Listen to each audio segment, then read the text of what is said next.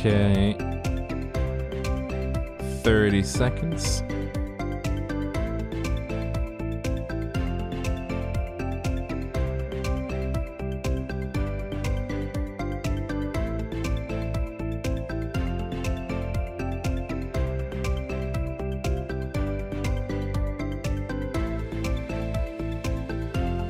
Fifteen seconds. 15 seconds.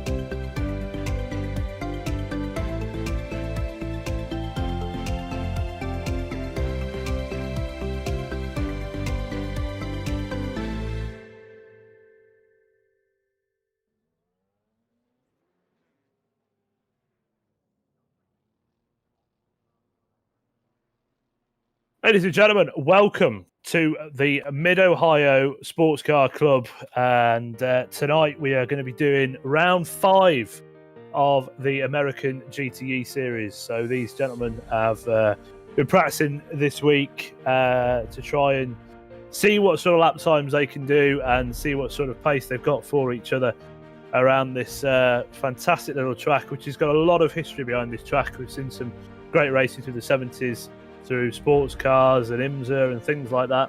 And today I am joined with Casey, and say hello, Casey. Hello, everybody.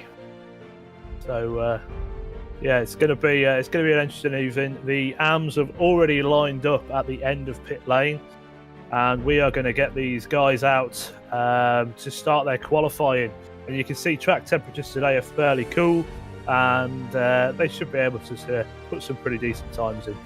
Casey, what's your where's your money with of who we're going to be looking out for today? Well, when it comes to the AMs, my money's definitely on James Howard. But when you're talking about the pro category, it's just been simply amazing what Jersey Glack's been able to do so far this season. Pretty much run away with the championship, just about. And also one of his closest rivals, at least in terms of the racing that we've seen all season, Jeff Appelgren, not in the mix tonight for whatever reason. He couldn't make it. So yeah, I don't know if any of these other guys are going to be able to really at least keep the win from race 1 here, so from Jersey. Yeah, there's going to be an interesting one with regards to pace to see sort of who's got what and where. It's quite a different track to any track that we've been to already, and I think it does go without saying that the mix of talent is probably going to shine here more than ever. There's a lot of corners here that are undulated, off cambered, they drop down. There's a lot of up and down sections, and it's going to be, car choice, I think, is something that we've encountered in a conversation before the session started. With the Corvette just seems to be really at home here, and the Porsches and the Fords are struggling to try and maintain any pace. It's the only three makes of cars that we've got. We've got no M8s, and we have got Ferraris. I do lie. So we do have four. We do have 4 makes of car. I think it is just Joe Jr. in the Ferrari, but Mark Scott's flipped to the Porsche. But we're going to see, the sort of mix of pace, and we've had some new drivers enter the championship as well. So we've got a couple of new guys. Blake Scott, who I believe is the son of Mark Scott, who we're with now. So Blake Scott is out there as we speak, and that is a father-son. I think that's the first father-son combo I've had in any of the RSR leagues that we've ran. So great to see those guys out there having a go. Both of them in the very nice. Yeah, very nice. Both of them in the Porsche. And the other new guy we've got today is Chris Long, who's in the pro field, so we haven't seen him out on track yet. But yeah, it's going to be, I think it'll be an interesting one. It's a bit more open than what we saw last week with the Charlotte Roval. Charlotte Roval's tight, twisty, quite intricate. I mean, this is still quite an intricate track, but it's got a lot more flow to it, I feel. And Oh, sorry, Harry. No, go for it. I'm rambling. I was just going to say, I don't think it would be much of a stretch of the imagination to say that this is probably the most technical track that we've come to thus far this season. Charlotte Roval definitely has its difficulties. I think one of the biggest ones being the curbs, as we mentioned multiple times last week. But this track here, with all the elevation changes, even some blind corners, And you mentioned, the off camber and everything else that you're dealing with around this course. It is very technical, and it is going to be very challenging. Yeah, it's So, I'd say this probably carries a lot of attributes with Sonoma. I'd say because Sonoma's quite an up and downy tight track, yeah, and maybe even Laguna Seca. Obviously, got the corkscrew, and the last section of that track is quite up and down. So I'd say it kind of ties itself in with a couple of other rounds we've got. But after this, we go to Road America, which is again quite an up and down sort of track, but it's probably that is much more quicker, much more speed, a lot more high speed corners, and yeah, a lot more yeah, longer straights and sweeping corners, and yeah, absolutely. It's going to be good fun. I think we'll see some decent times. Daniel Torrio. So Daniel this week, by the way, has upgraded some of his equipment. He's gone up to having a load cell on his brake pedals. So we had the CSL Elite pedals from Fanatec that did not have the load cell. So tonight he's got a new bit of kit there, and it's clearly working as John Casey parked his car from an off track. Must have had a bit of a wobble out of that sort of hairpin right. But we'll see what sort of times. I mean, Michael Kaluga that we're with now is going to be up there in contention. I think currently he is sitting. He's sitting third.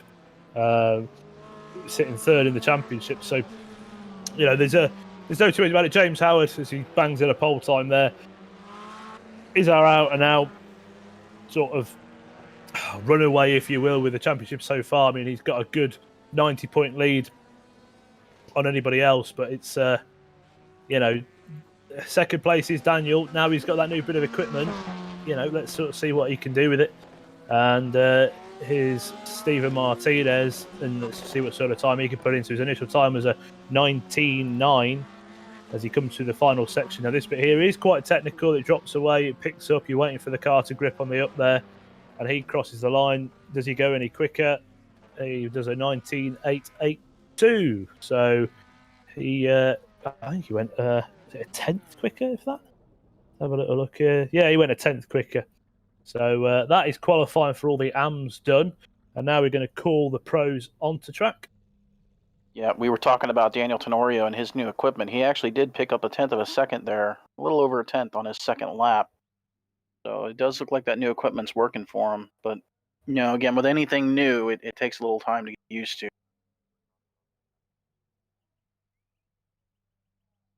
New pedals, new wheel. Anytime you're getting new equipment, there is a bit of an adjustment period.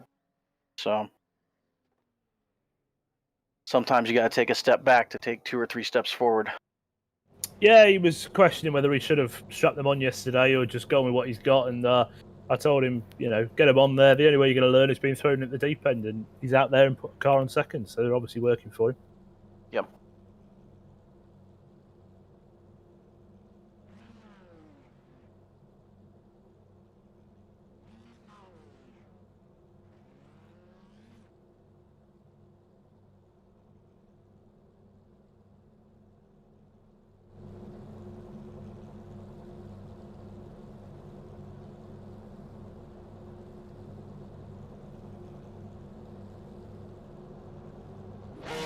And the pros are there lined up, and we've just released them off to set their qualifying times. And as you said before, I think Jersey Glack is probably going to be where you put your money. But that 18.3 that James Howard has set actually isn't a million miles away from the overall quickest practice time that we saw. Jersey Glack did an 18.175 in practice.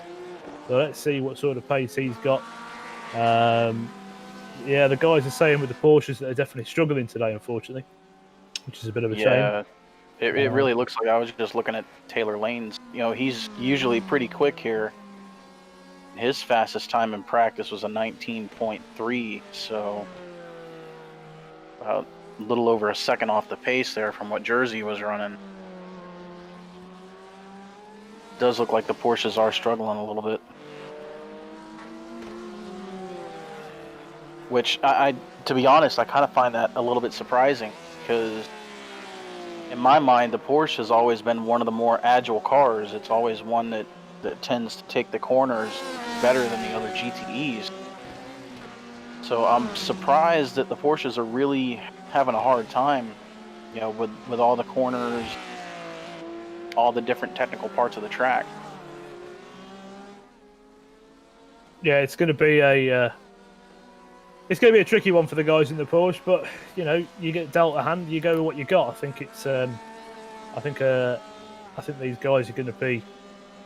I think there's a lot of opportunity here for capitalising on someone's mistake. It's a track where, because of the nature of the exit of the corners and stuff, it's very easy to run wide. You drop a wheel off, suddenly you're around or you're in a barrier, and then your race is somewhat done. It's the same wherever you go, but I think here it's one place where corner exit really is really critical, and you can see here once it's you go through into this section that we're seeing here, that it's going to be quite tricky to maintain as much speed through a fast sort of right that goes up and over quite a big rise that does really upset the cars. You can see there, you're waiting for that car to grip on the.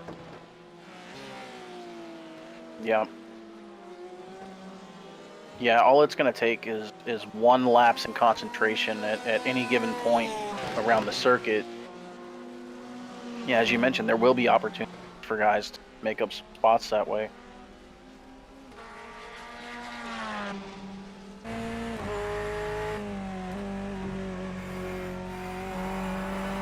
Taylor Lane comes across and completes his first lap at a 1:19.17. So far, Jersey Glack leading the way with a 1:8.2. A little over a tenth quicker than James Howard, pole sitter for AM. Well, Christian Fursbach is in a third place there at the minute, provisional, with an 18.588. But I think we saw an 18.5 of Christian in the practice session, so we'll see what sort of pace he's got. See what sort of pace he's got here for his second lap. Well, this is interesting. Taylor Lane elected not to set a second lap. I think considering his quickest lap in practice was a 19.3, he's probably thought he's got what he's got, unless he did he have an off track or anything? Let's have a quick look here. Might have. If he did, I didn't catch it. He might have had an off track. But it will be interesting to see what sort of. Oh dear, that's definitely an off track. That is a nulled lap there from car 96, Christian Furs. I think he's going to finish it off anyway. But he definitely put that car way onto the grass, and unfortunately won't go any quicker. Yeah, it's a voided lap from him. Jacob Schneider, what has he got? He crosses the line with a 19 dead, so he will go into 5th position overall, and it puts the car 3rd in class. William Paisley, one of the chaps that was really quite upset with that Porsche in regards to pace, and he has put that car way down the order in 15th with a 1:19.8. So yeah, going to be some angry noises coming out of Will there.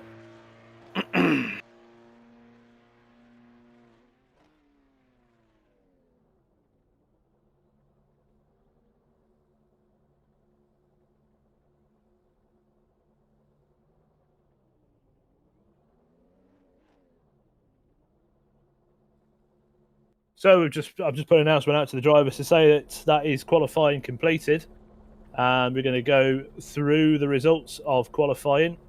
And as you can see there on the screen now, you've got Jersey Glack is your pole sitter with James Howard leading. Lines up next to him. Christian Furs in 3rd, and then you've got Daniel Tellerio, who's using that new equipment, as we said. Joe Jr. is 5th. Jacob Schneider in 6th. Tom Mustakas crosses the line with 1:19.163, and then Taylor Lane, I think he's the quickest of the Porsches with a 1:19.1. Andrew Hewson 1:19.2. Eric Kaluga 1:19.2. Sam Lira does really well in the Ford to do a 1:19.4, followed by Chris Long. Michael Kaluga, Lyden Lee and Will Paisley are your top 15. Stephen Martinez, Blake Scott, Mark Scott, and on the very last spot of the grid is Carl Fredrickson with a 1:20.3. So that is your starting order. And I think you've got quite a few AMs there which are pretty close with each other in regards to the sort of pace that they can set. and it'll be fairly interesting to see as the race goes on. And not only that, but you do have the reverse grid in race 2, which can spice things up quite heavily. So we'll see what sort of action we can have there with race 2. But we are going to roll these guys into the race session shortly.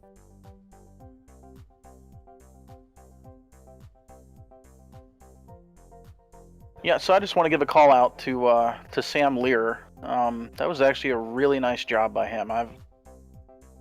In other conversations, away from broadcast and away from the league here, I've been a little critical of Sam, but he's new to road course racing, new to the sports cars, and it looks like he's starting to take to it pretty well, putting together a pretty solid lap there. End up, just outside the top 10. So, well done, Sam. Well, Sam will be one of the drivers this weekend that'll be taking part in the 12 hours of Daytona that we're running.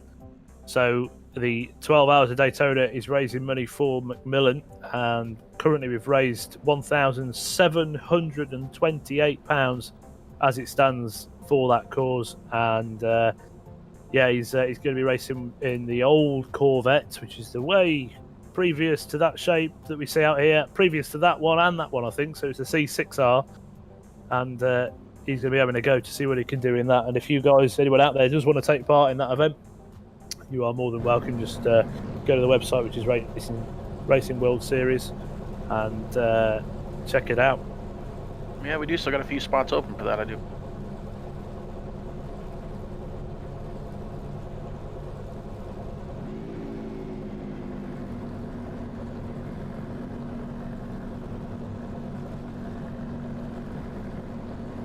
So these guys are lining up now to take the green flag on the first race of tonight, and it does. I think that's quite a short pace. That it's only got the slow section at the back here, and then it does drop down into the green flag. So we will be seeing the green flag here fairly shortly, as the drivers in the channels are wishing each other good luck.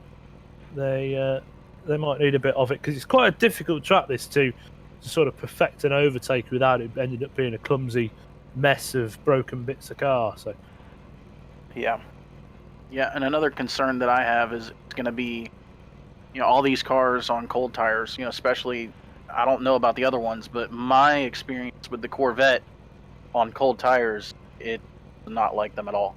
It will spin you out in a heartbeat. So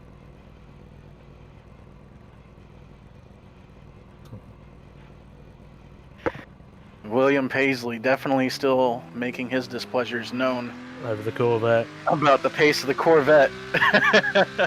Yeah, he is. He's not happy about that. So these guys are being led away now with the pace car, and we are going to be with Jersey Glack to see just what sort of start he's going to have, and hopefully he can keep it clean as the pace car darts off. And the start is now with Jersey, as he holds them under pace speed until they get round here into the start zone, and he accelerates and is away.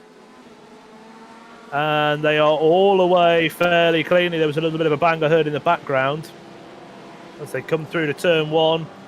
Yep, a little bit of side by side, but for the most part, all clean so far. Yeah, they've kept themselves, and now they get single filed out as they come into quite this very tricky right-hander. As you see, Christian Furze putting a move through onto James Howard. He doesn't want to be held up at all.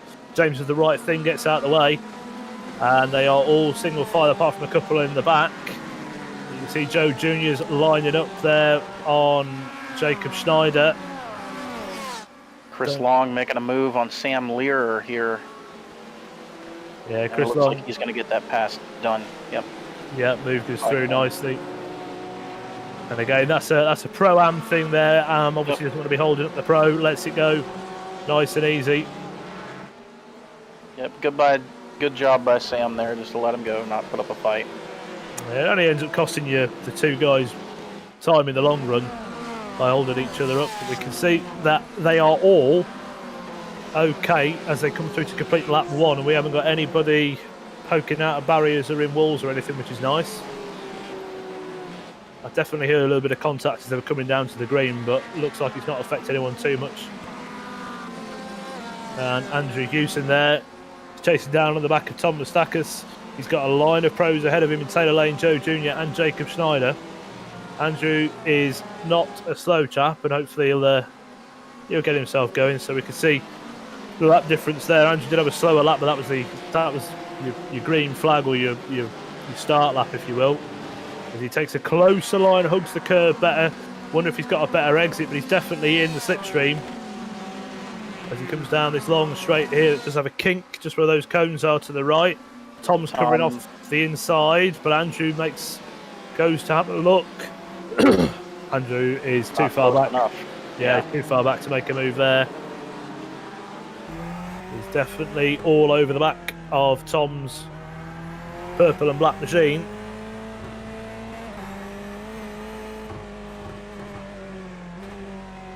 Drops back a little bit through here, so this is where Tom's obviously got a little bit more pace through this section of the track.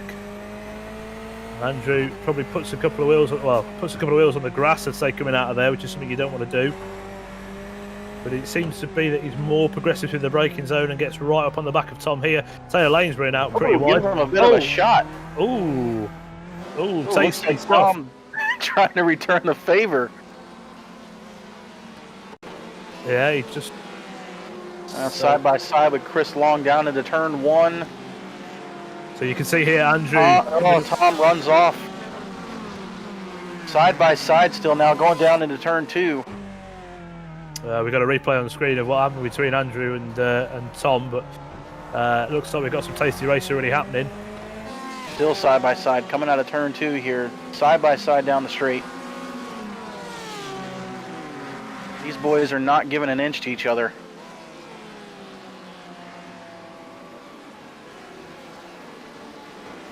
Yeah, and Chris gets the move done on the outside. Oh, Jacob Schneider, big contact. Oh, dear.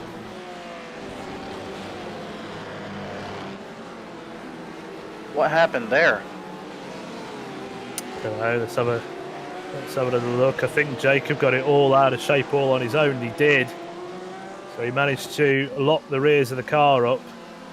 And around he goes, right in the front of Joe Jr. Taylor Lane. Holds his brakes. Andrew's got nowhere to go.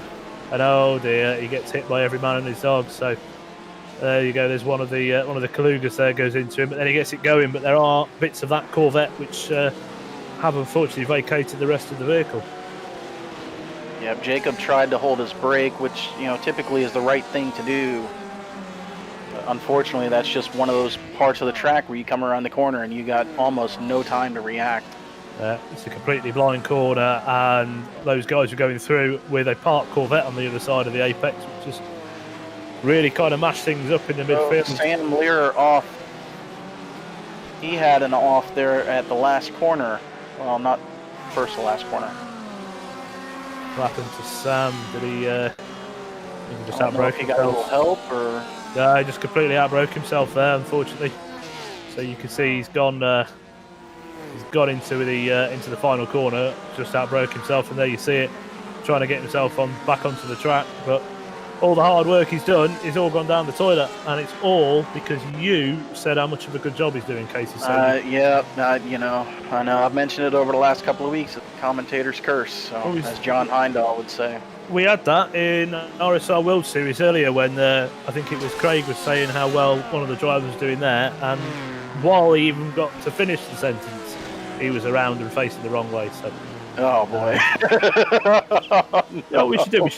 We should take bribes and we say how well they're doing, because every time we say how well someone's doing, they end up facing the wrong way or upside down or something. So we'll get a little bit of a PayPal account set up for that.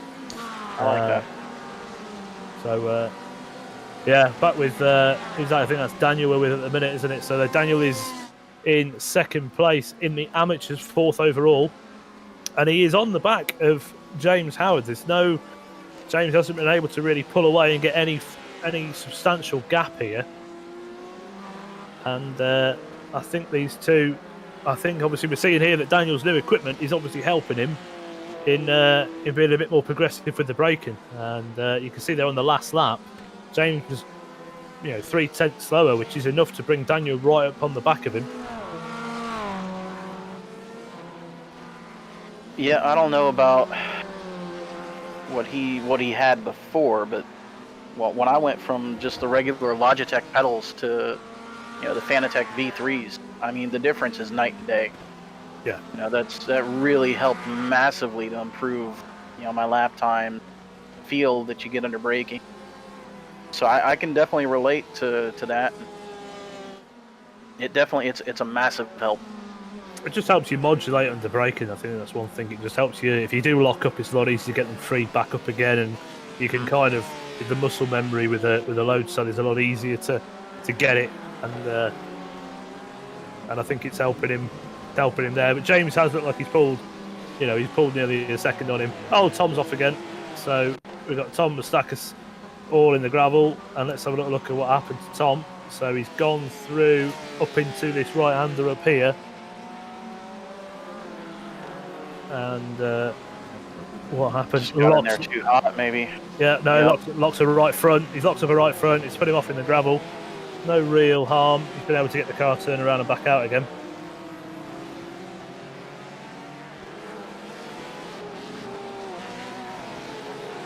So we can see it's dropped him back into the clutches of Will Paisley there. And I wonder if that Porsche that Will was saying that he's been having all sorts of problems with is going to be able to put some moves together.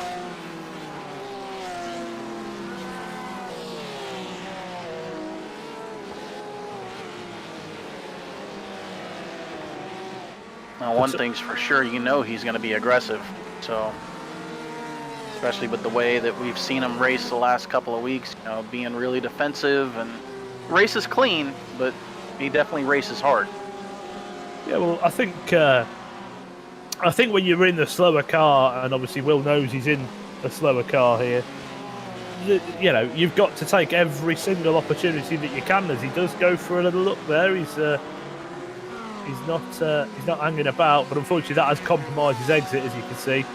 So trying to take Tom on the inside didn't really do him any favours, as the Corvette just sails off into the distance down the straight. And I think that's Chris Long, I believe, behind the two of them, which it is. Chris Long's made some... no, it's not Chris Long, my apologies. It's it'll be Blake Scott, I think. Oh, it's Mark Scott. Sorry, getting it all wrong. So it's Mark Scott who's behind them, who's currently having a pretty strong race there. He's doing much better in that Porsche than he did in the Ferrari at Montreal. We saw Mark in the Ferrari, and he had an absolute nightmare. But he seems to be out there doing okay in that Porsche at the minute.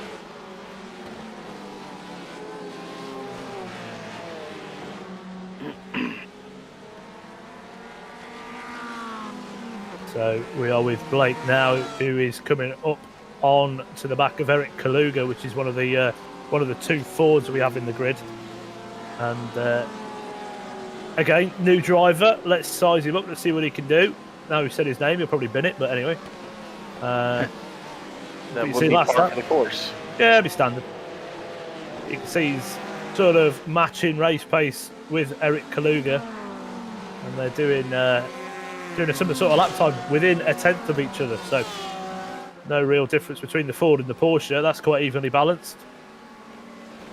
And you can see behind, you've got Will Paisley. Oh, there's Tom Mustakis, I think, putting a move on Jacob Schneider. Is that? No, it's not. Sorry, it's Carl Fredrickson. So Carl drops a couple of spots there, but they are pros, so it's only track position he's lost.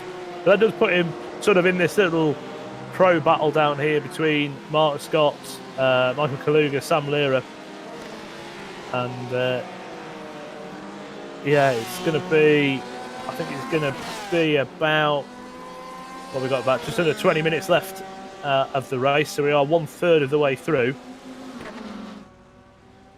Joe Jr. with that striking-looking Corvette, ran the Ferrari at the start of the season, then migrated his way over into the Corvette, all over the back of a, I believe it's Andrew Hewson there in that rather bent, beat-up-looking Corvette, thanks to the contacts he had with Jacob Schneider. So James Howard sitting on pit road. Oh. I just noticed that as the cars were coming by the start-finish line. James Howard sitting on pit road. What happened here?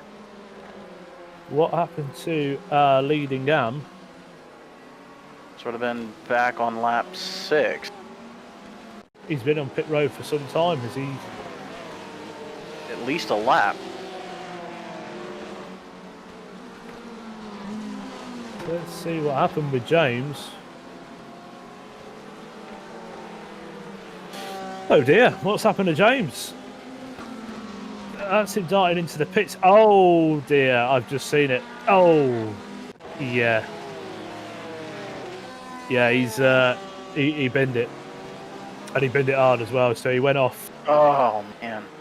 He went off in the right-hander as they climb up the hill. Yep, that blind offhand corner off camber. Yeah, that's hard contact. Yeah, that's going to be a required repair, I believe. See, 2 wheels on the grass, can't get it stopped, all locked up, bang. And that is his race 1. Probably finitoed. Yeah. So that will, and again, second in the points is Daniel Tenerio, who is only, how many points did I say only? He's about 90 points behind him. Yeah, so this is going to be a huge help for him, though. So, yeah, so there is a big gap between these two drivers. So, big gap in the points between these two drivers. So it's going to be an interesting thing to see what sort of things happen in race 2, because obviously there is 100 points in essence up for grabs over the 2 meetings. So you've got 60 points for a win in race 1. And then you have 40 points for a win in race 2. So if James has another bad round in race 2, it could put Daniel right onto the back of him, and all his hard work he's done so far this season is going to be undone in the blink of an eye.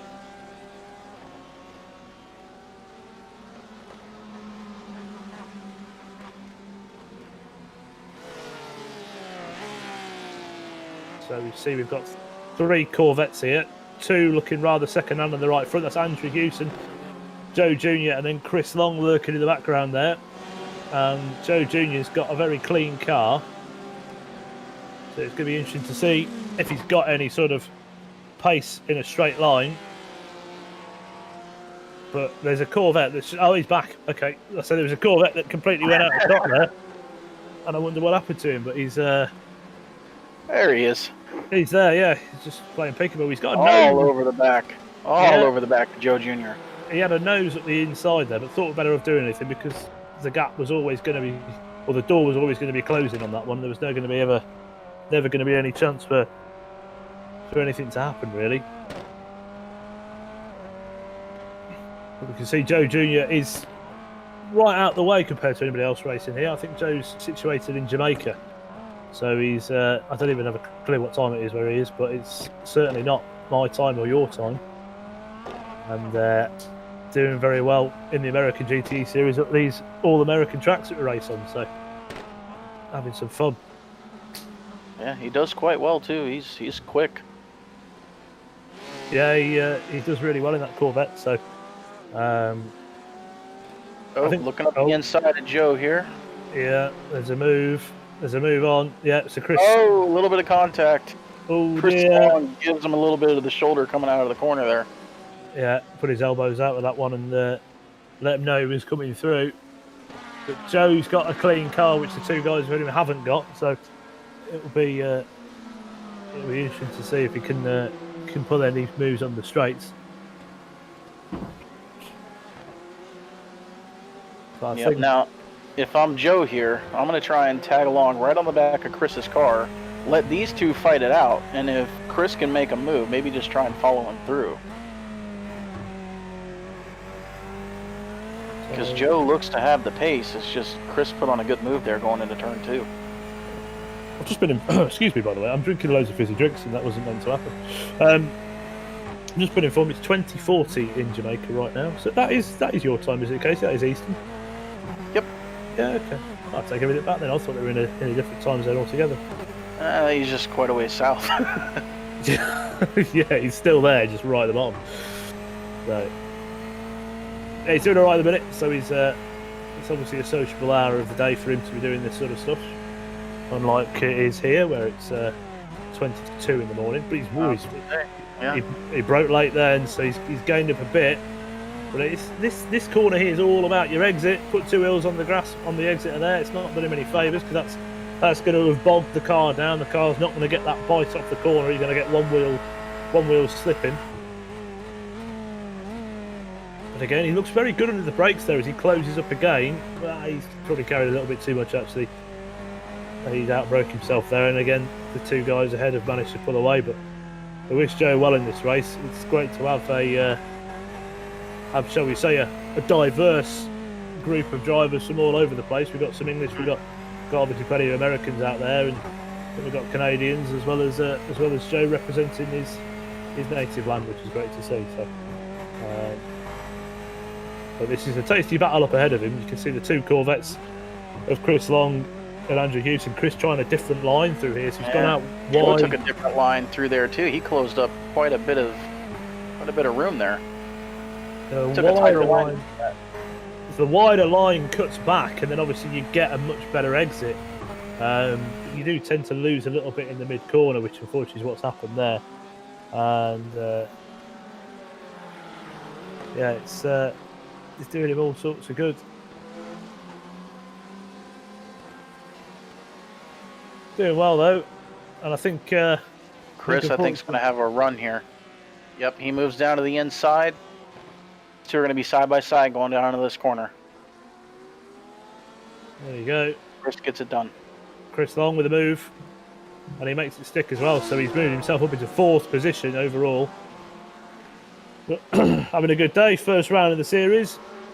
Obviously his car's having a good day with the looks of things, but he's having a fairly decent time.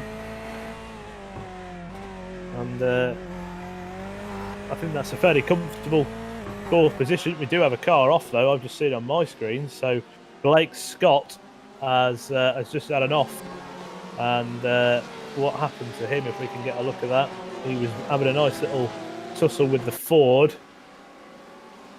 and we go into a replay here. You can see Blake as he comes into the braking zone, as he outbroke himself.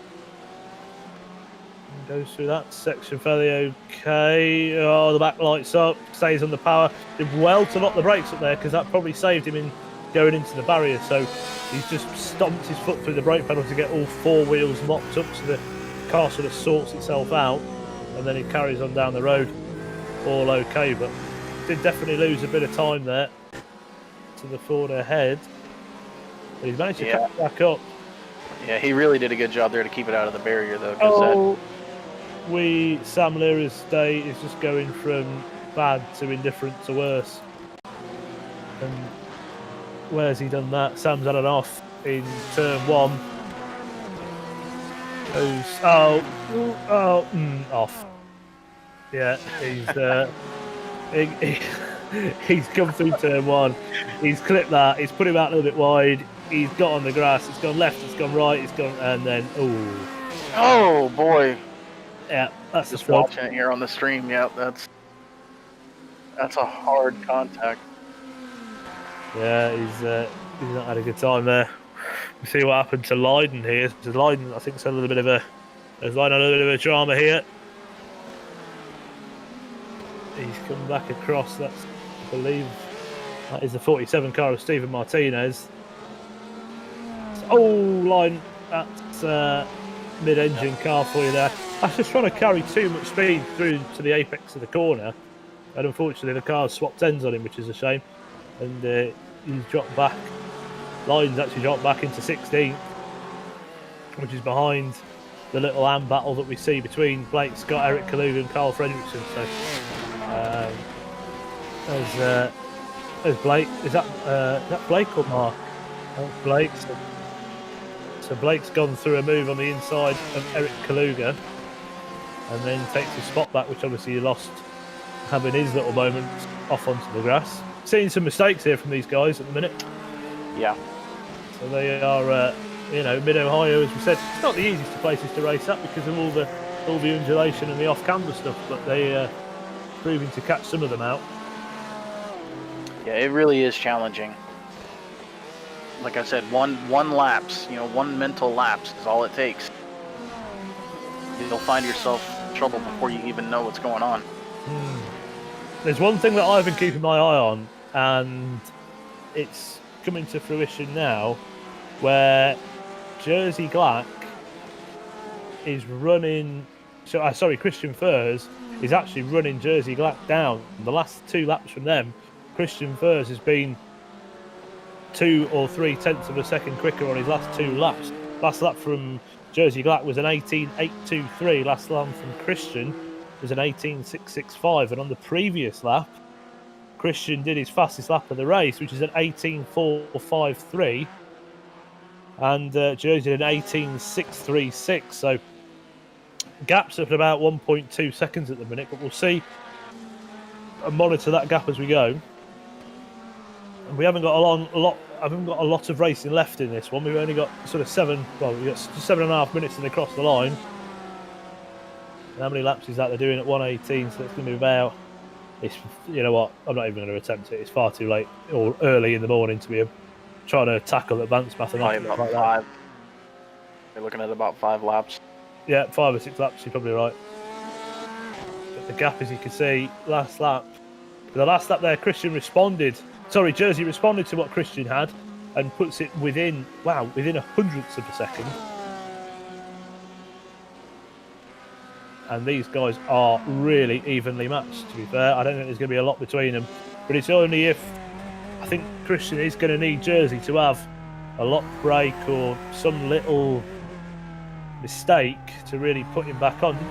Did Jersey have I'm just looking at his lap times here. He's not had an off or anything. He's not had a specifically slow lap that means he's had a trip to anything. So, but he has let Christian sort of come back up on him, so to speak. So. Yeah, Jersey, just looking at his lap times here, Jersey's actually been really consistent. Pretty much every lap in the 118s, mid to high 118s. So Christian's he's done a good job just to hang right there with him. He's put himself in contention. So one little mistake by Jersey, and that's all it's going to take, and Christian's going to be right there to pounce. We have unfortunately had our 3rd retirement of the race as Lyden Lee's VR headset just got unconnected. So I'm sure he's screaming at someone for tripping over the cable and unplugging it. Oh no. Oh, Jersey goes off in turn 2. Oh. We were just talking about it. He gives it away. Oh dear. So Jersey's, you can see that lap down car of John Casey there on the left. It's not involved at all, but he's broke ridiculously late and he's locked it all up trying to get it stopped. Christian's probably fists are in the air and shouting his head off because that's exactly what he needed to happen, but it's exactly what Jersey Glack didn't need to happen as Christian makes that move and capitalises unfortunately on Jersey's errors. Now Jersey's quickest lap in this race is an 18.281. Christian's quickest lap was an 18.4. So I think it's fair to say that Jersey has the pace. He can pull 2, if not more, tenths a second on Christian if needed. But has he got the time left to do it? Well, I don't think he can, because Jersey's fastest lap was on lap 4, whereas Christian's fastest lap was on lap 15. So Christian's actually been getting faster as the race has gone on, whereas Jersey's kind of been falling off a little bit here. So, and with only being a couple of minutes to go, there's a huge gap between them. So, he did. It's the commentator's curse is real tonight.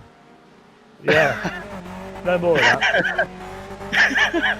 No more of that. We're gonna. I apologize. I apologize greatly to Sam. Yeah. And to Jersey, because just talking about it, I've cursed both of them. James as well. Don't forget him. Yeah. Oh, yeah, I did. I cursed James too. Probably best if you just shut up. So I'm just gonna turn my mic off now. You guys have a great night. Probably for the best, because you're gonna end up with about 4 or 5 really peed off chaps here in a minute. Going, stop saying my name, because you're doing me no favours.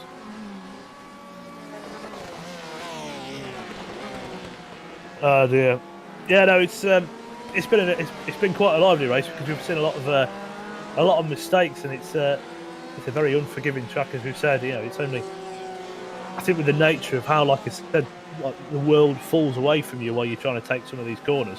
While that happens, you know, it's you've got to be very precise on where you put that car through these undulation bits. So if it runs out wide or onto the grass, as James Howard did, you know, while you're under braking or something like that, the car's going to hit the grass. It's going to gain momentum, and it's just going to carry yourself into a barrier, which is a real shame. But it's been a right mix-up at the front. If you can see, Jersey Glack has put in, what was his last time from Jersey? Jersey put in an 18.7.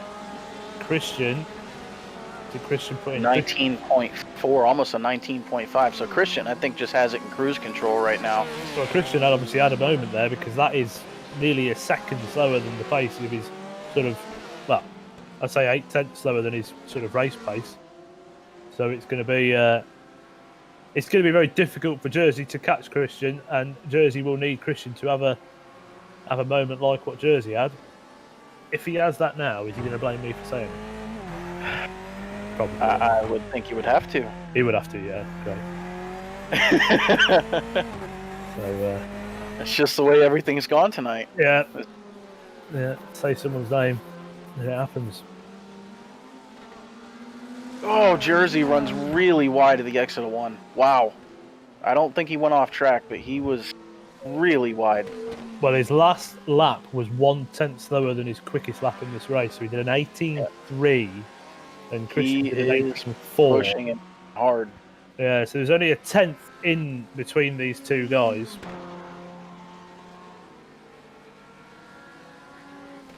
He's definitely doing everything he can to try and get back up there, but I just don't think there's enough time. Not without a mistake from Christian.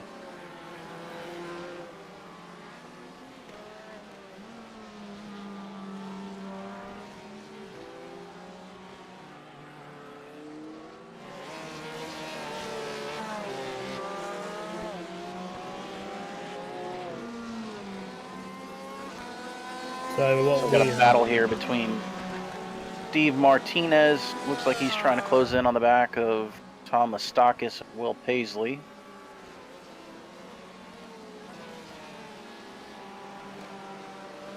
Tom goes off track again. Oh dear, wow. Tom. Where are we going? I didn't know Corvette released a new model of lawnmower, so he's out there trimming the scenery, but it's not doing him any favours. Where is he now? He's down in 10th, which puts him 8th overall, 8th in class, 10th overall. Not having a good day. Now Blake Scott's putting a lot of pressure on him to try and get around. Blake is an AM, but if there's cars ahead of him, I can't blame him for that. If there's spots to be had ahead of Tom. Well, if he feels that he's being held up, there's only a second between him and Eric Kaluga as they come in now. I think this will be the white flag lap, I believe. It is the white flag lap, so we are on the last lap of the race. And obviously, if Tom's just not in the feel and not in the groove, the last thing that Blake wants to do is have a spinning Corvette or a Corvette on the grass that's going to rejoin or anything like that. But I think this one is going to have to be handed to Christian, because he is coming through the last section of the track, I believe. He is, yep. And he comes across the line, brings it to the pit wall. I think that is his first win in the RSR American GT Series, as he wiggles his car around. He's chuffed to bits for that, and he's got every right to be. Unfortunately, it was a mistake on Jersey's part that handed him that win on a silver plate, but he's not bothered with that. It's a win's a win. He's going to be chuffed, and he had a good race today in the RSR World Series. I think he came P2 in the second race, so he'd be delighted with that. I think he deserves it. No, he absolutely deserves it. He put himself in position, right there in contention to be able to take advantage of Jersey making that mistake. So, whereas in the past we've seen Jersey just kind of run off and run away with it, even if he made a mistake, he had the cushion to be able to recover. Whereas tonight, Christian was he was just staying right in there and just took advantage of the opportunity. So, congrats to him. Great race. Yeah, he did well, and so did Daniel Soleo. So, Casey, you may talk us through the finishing results, and I'm going to get the server set up for race 2. All right. So as we mentioned, Christian Furs grabbing his first win of the season. Jersey Glack still manages to bring it home in second despite the off track there towards the end. Taylor Lane brings home a solid third. Daniel Tenorio, he takes home the amateur win. Chris Long brings it home in fifth. Joe Jr. sixth. Andrew Hewson 7th. William Paisley in 8th. 9th, Steven Martinez. 10th, Tom Mustakis. 11th is Blake Scott. 12th, Eric Kalaga. 13th, Kyle Fredrickson. 14th, Michael Kalaga. And 15th, Mark Scott. 16th, Sam Lear, despite all his problems that he was having, still manages, to keep a couple of spots. 17th, John Casey. 18th, Lyden Lee. 19th, Jacob Schneider. 20th, James Howard.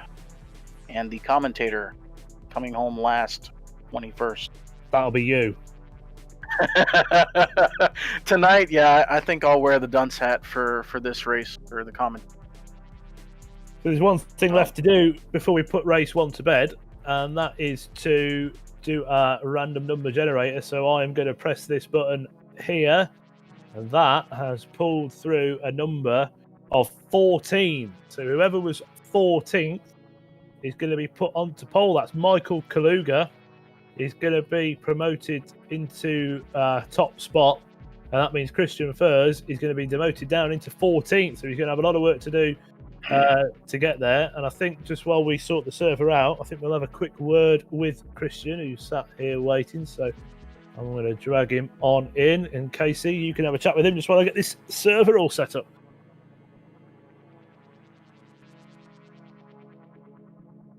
Christian, you got me? Yeah, I can hear.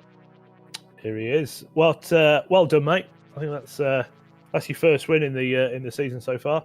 Yeah, thank you very much. Oh, nice. Great job, man. Good run. Yeah, I'm quite happy with that one. Yeah, and it was funny because I was just mentioning it right before it happened that you really had put yourself right there in contention, right on the back of Jersey. Yeah. And next thing you know, he's off track in turn 2 and hands it to you on a silver platter. So yeah, he had a big lock-up going into turn 2. I couldn't believe my eyes when it happened. He never makes mistakes, but it's the first time for everything. Yeah. No, well done. That was good to watch. So it's nice. He made one. Somebody.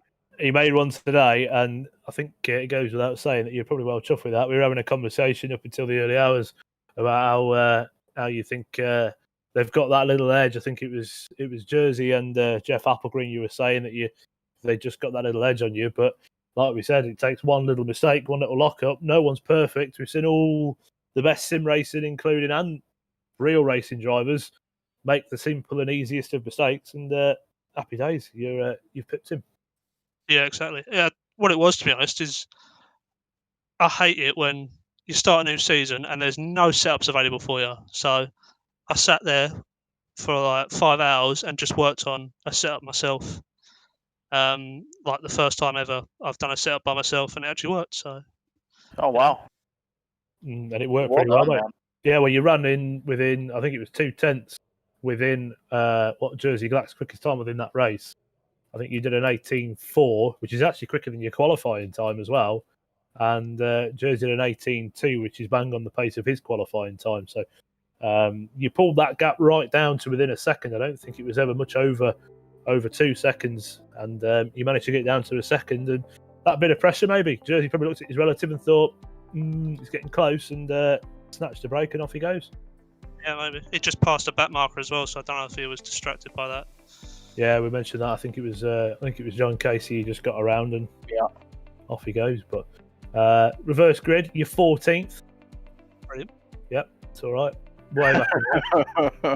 You got a bit of work to do, but you know how it is. It's you fight your way through and have some fun. Yeah, definitely. Yeah. All right, mate. Well, thank you very much for joining us, and I'll drop you back down with your friends, and then we'll go again for race 2. See you on track. All right, mate. See you later.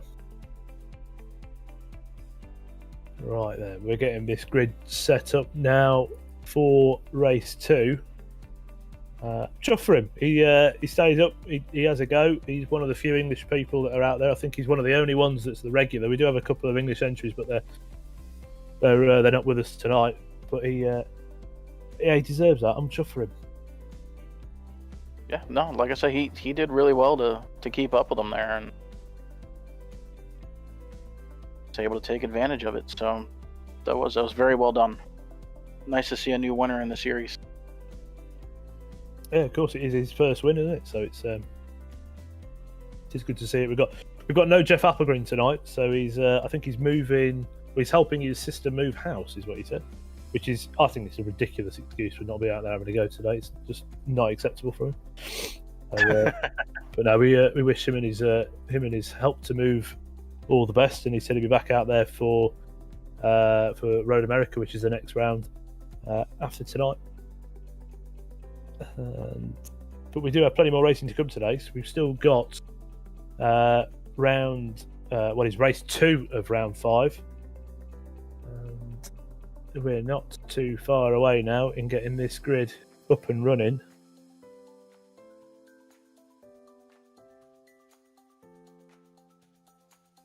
So I'm going to ask a prediction. Who is going to have this one? Who do you think? You know, this could really be the one race, I think, where we actually see some major incidents. I can't pick one. I don't know. Where'd Taylor finish 3rd? Yeah, so Taylor's going to be starting in 11th. I would say he would have a pretty decent shot. But Jersey and Christian were the class of the field there, so I think I'm going to have to go with either one of those guys. They were pretty much miles up the road from Taylor, so if they can make their way through traffic, I think we might be looking at 1 and 2 again, maybe in reverse order, but I think those guys will have enough time to get through the field. There is going to be one guy who's going to have a fairly, shall we say, tricky time on his hands, and that is going to be James Howard, who is starting stone cold dead last, and he's got a lot of people to try and get through to get himself. His teammate right there along with him, Jacob Snyder. Jacob was well down the order, so I think he finished just in front of him. So both of those guys are going to be having a really hard time, and Jacob's got a lot of pace. But it's going to be making his way through the traffic that's going to be tricky. So yeah, those boys are going to have a long road to hoe to get back up to the top of the order, even to get to the top 5, really. So I think this is really going to be interesting, because just the way that this track races, it's very hard to pass, but it's also a very technically challenging track. So I think just like we saw when Jacob spun, if one of these guys who finish in the back of the order, if they spin out, at the start of the race, you could really see some real problems.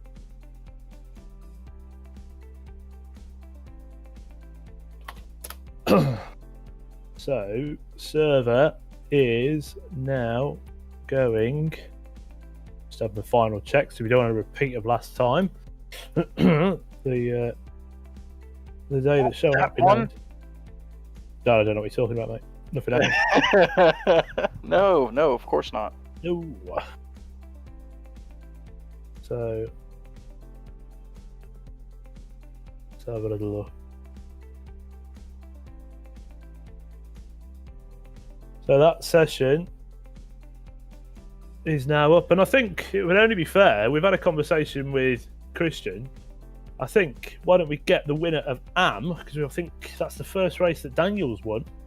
So if we have a quick word with Daniel, just to see his thoughts and takes on what happened in race 1, because obviously it was his fortune as well, much like in the pro field where we had the sort of outright pace setter have a bit of a mare and lose it. It was the same in the AM field. So let's bring Daniel in here, and just as I say that, he jumps away. So let's just see if we can get him back. So, let's see if we can get him back in here.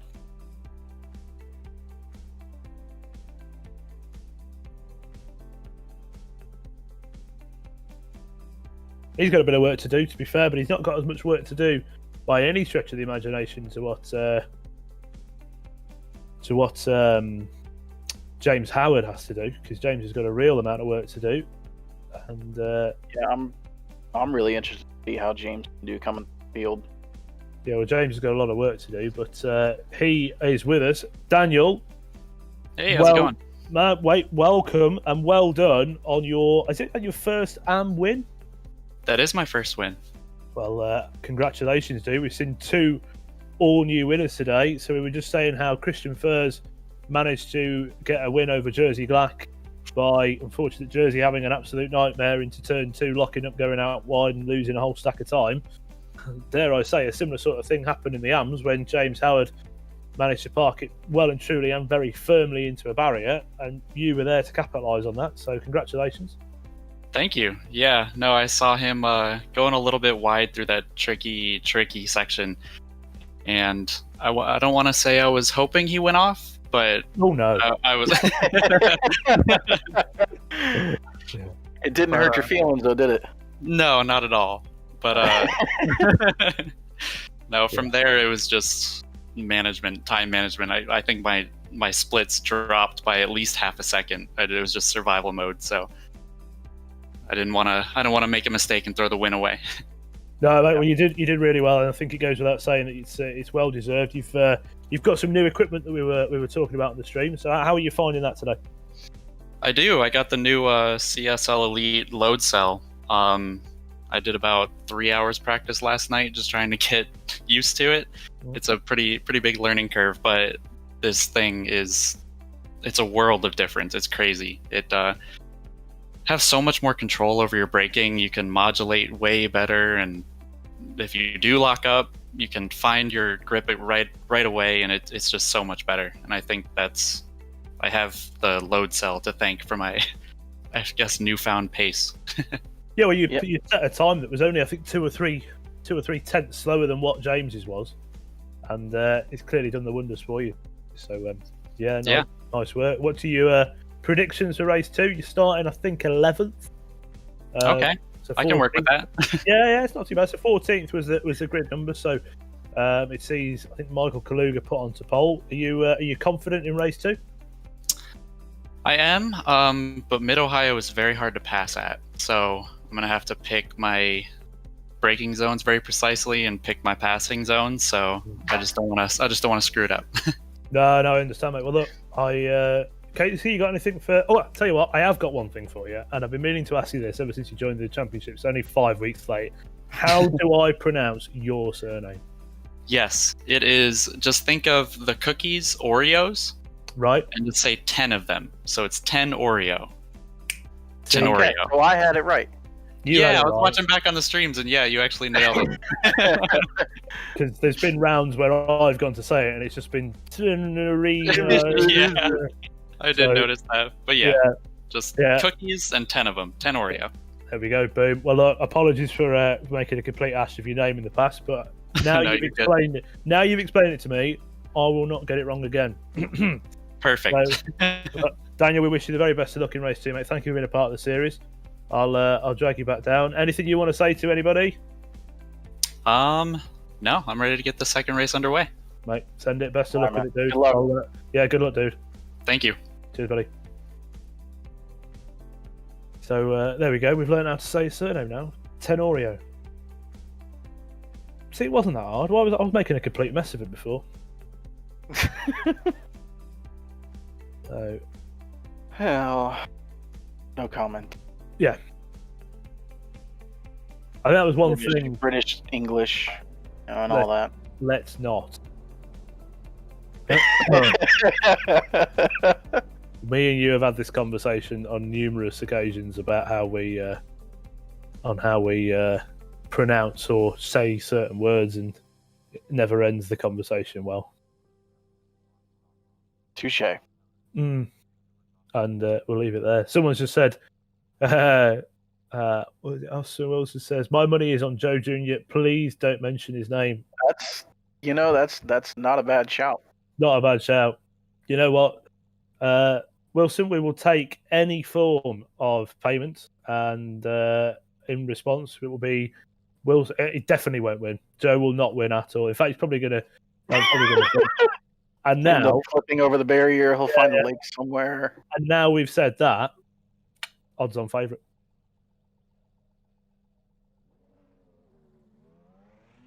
Yeah, it's going to be fun. I think these guys will do well in race 2. But like you said, it is the chances are always there with a reverse grid of, quick guy comes up on the back of a slower guy. They have their braking zones. Quick guys have their braking zones. They all have the difference of how they do things, how they manage themselves, and everything else. And it only takes one misjudgment. Well, we've seen it all season, where race 2 has always been the spicier race, just because of mixing the field up, throwing the fast guys in the back, making them work their way through traffic. But this, I think, was probably the spiciest race 1 that we've seen, with all the mistakes and everything. So now you mix all that together, you could be seeing a very interesting race 2 here. Yeah, it's. I think you're right. I think it'll be a case where we'll see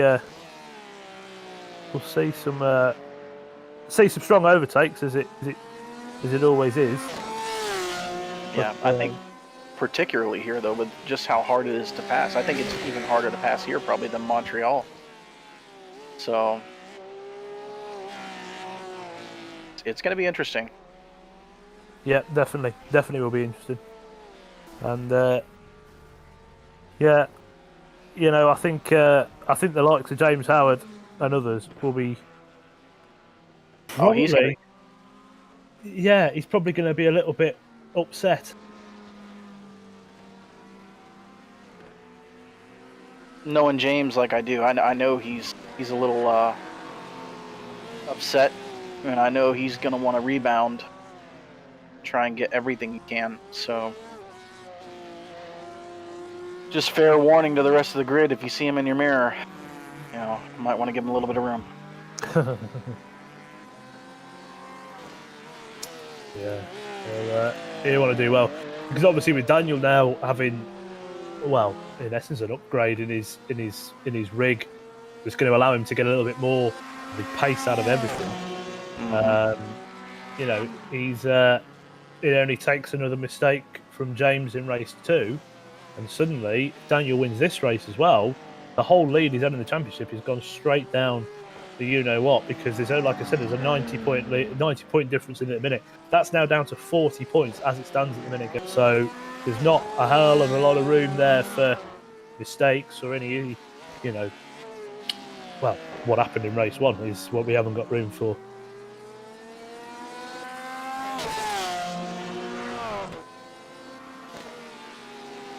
Yeah, James is really going to be upset about that, because he's worked all season long to build up that huge gap. One mistake, and we've said it all season long, one mistake is all it takes, and it flips the championship on its head. So Daniel's got a really good opportunity to capitalize here, because he's going to start fairly well in the AM class. So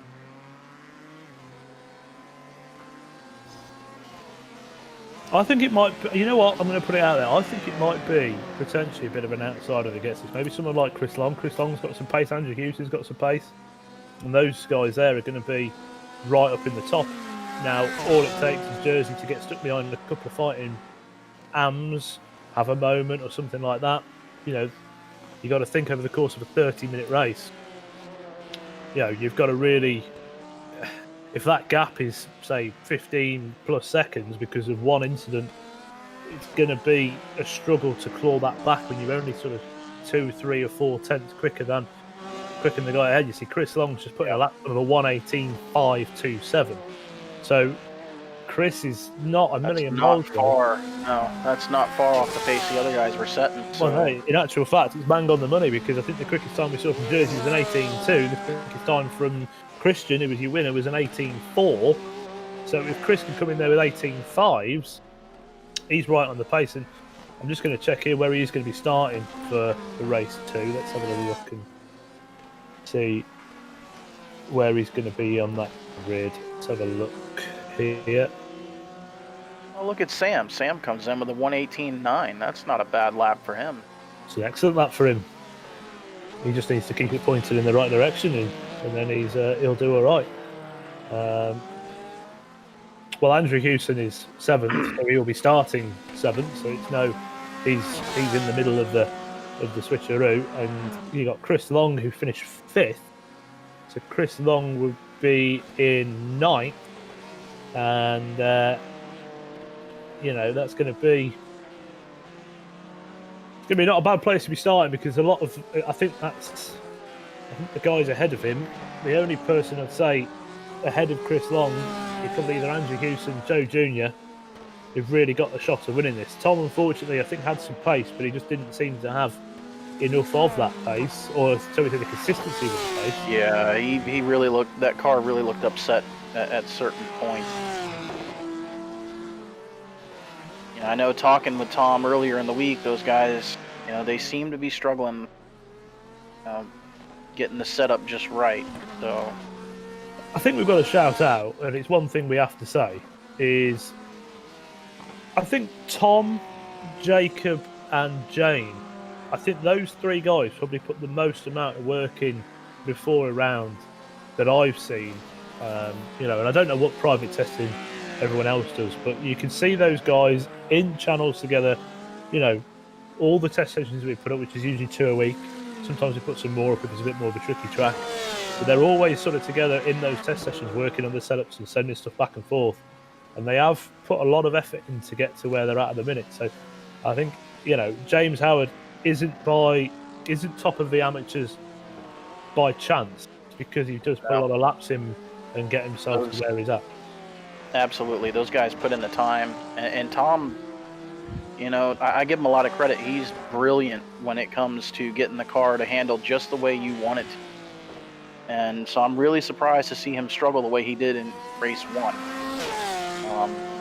But they put in a lot of time and a lot of effort into getting cars just right. And like I said, Tom is absolutely brilliant at that, and he loves doing it. So, and he's willing to help just about anybody. If you ask him for help, more than likely he'll give you some type of advice as to what to do.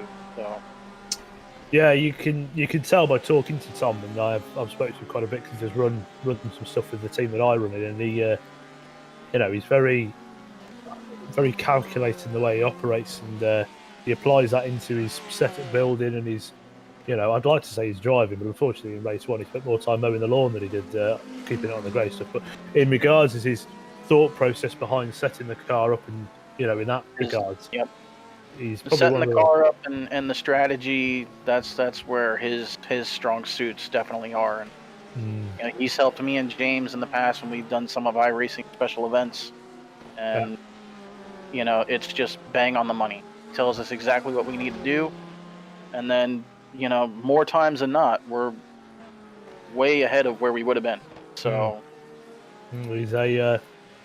he's an American version of a Ross Brawn, I think is the way of putting it. He's very thought process behind what he does, and wish him the best of luck. It's I don't think road racing is his go-to thing. I think he's no.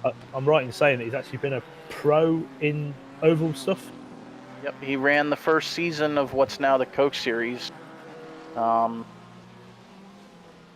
But didn't, I guess he didn't pursue it any further, or didn't make the cut, whatever have you. But the fact that he even made it, to me, it blows my mind. So, yeah, we've got to have a massive chunk of iRacing to do something like that. And, oval racing is obviously very, should we say, far removed from what these guys are doing out there today, but still, the attributes are there. I mean, you look at his actual oval iRating, that's been up and well over 6,000. He's currently sitting at 4.8 on his oval, and he's, not far away from 3K on his road iRacing at the minute. So he's very, iRacing driven person.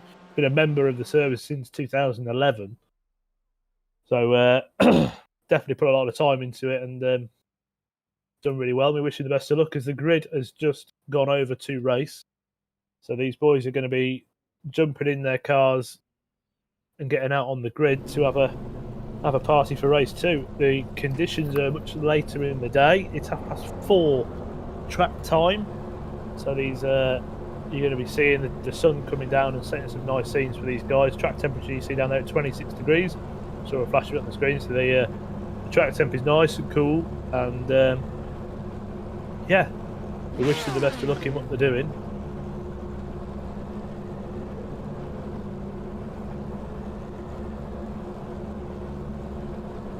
And they are lined up, ready to rock and roll. Cameras with your race 1 winner of Christian Furs. We'll see what sort of magic he can come up with on this one.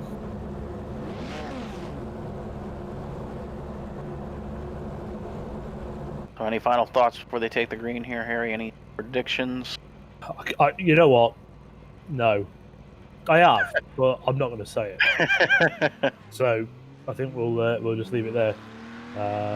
You can see they do head away now in the pace car, and we're going to see just what some of these guys have got.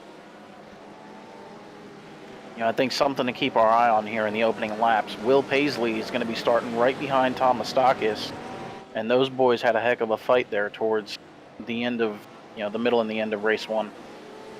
Very much so, as we do have a green flag, and Michael Kaluga and Carl Fredrickson go down into turn 1. There is a car around at the back. That's Jacob Schneider, unfortunately. Yeah, so Jacob's around at the back, but we stay with the lead battle here, and we can see that into what is turn 2, we are still side by side. There's no room given here. Michael Kaluga goes around the outside. He took a very late apex there. Oh dear. He got carved around. Big pile up. That. Oh no. That. Jesus, that is a massive one. That is Will Paisley. It's everybody you didn't want to see. I think Jersey Glack got a piece of that as well. So what happened here in the midfield?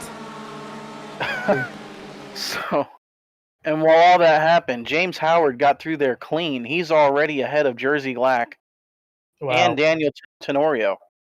So Will Paisley got turned around, smack in the middle of the corner. Taylor Lane nowhere to go. Christian Furs nowhere to go. Jersey Glack nowhere to go.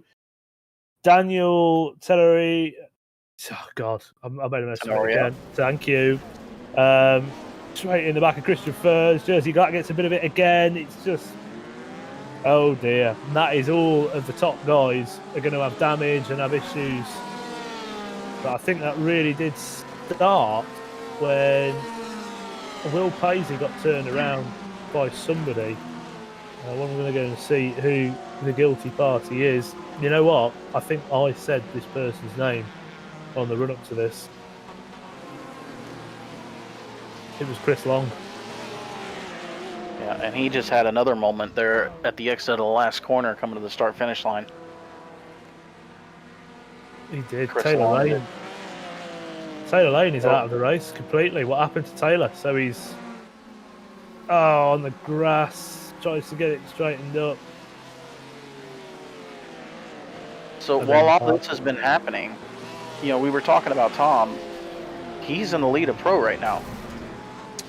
He very much is. And he's got a pretty healthy gap here to Jersey Glack. Jersey Glack has just had another incident. There's been something else happened back there where we've had, what happened there? We go to replay. You got Mark Scott taking his natural line. That, again, I think is an absolutely astronomical bit of netcode that has turned Mark Scott around.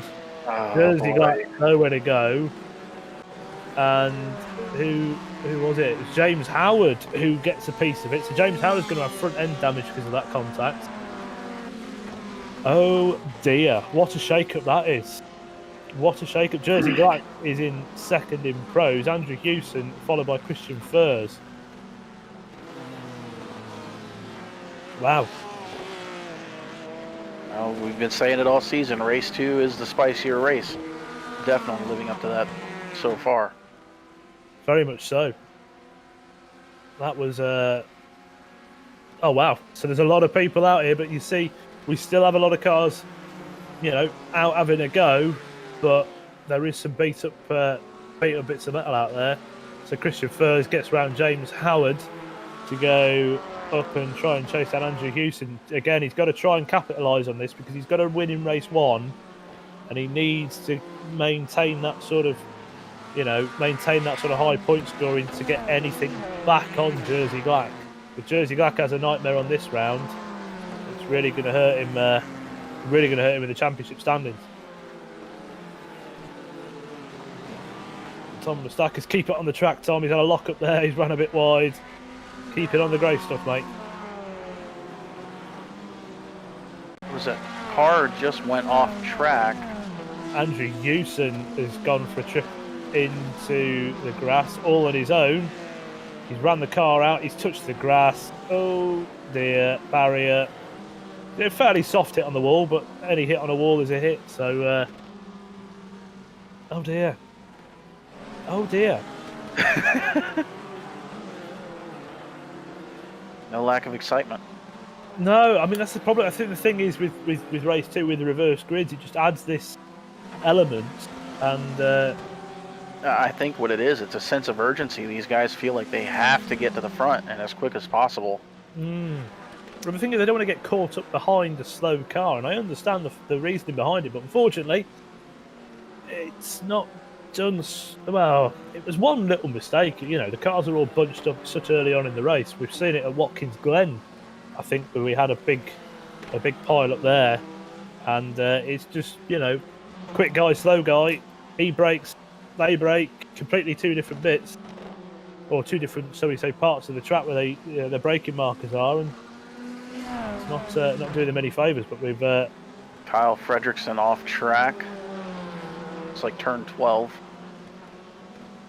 He just ran it in too deep and didn't really hit anything though. Yeah, Kyle Fredrickson was your outside pole sitter. He started on the front row and he's now dropped down into 5th. Still he's in for a top 5. He's not now because Daniel has made his way past.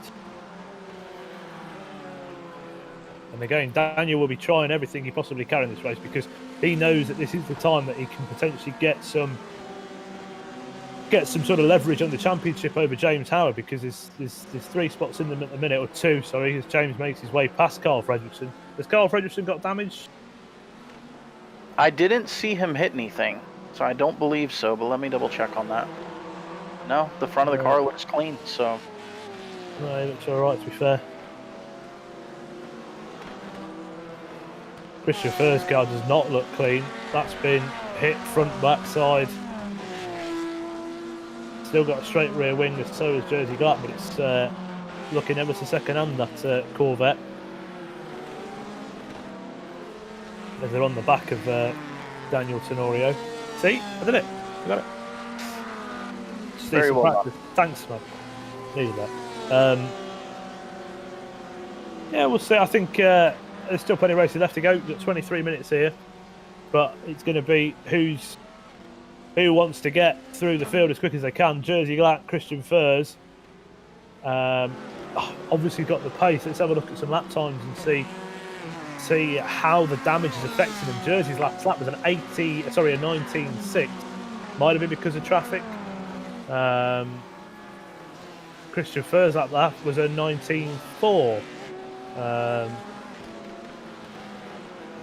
Oh dear. Oh no, dear. No, Sam, no.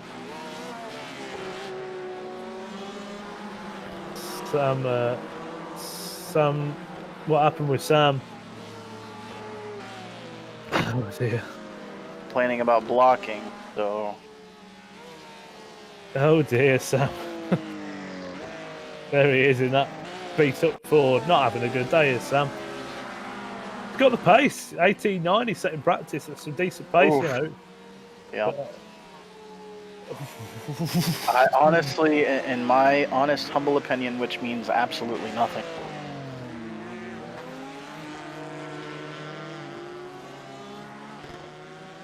Off with something a little more stable.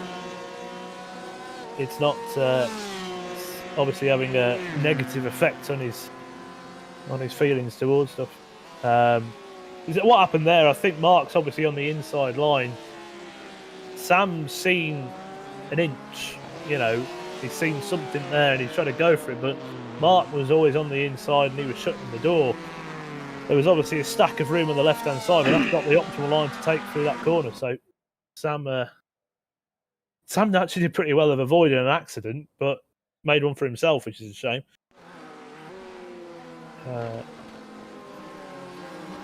Nope.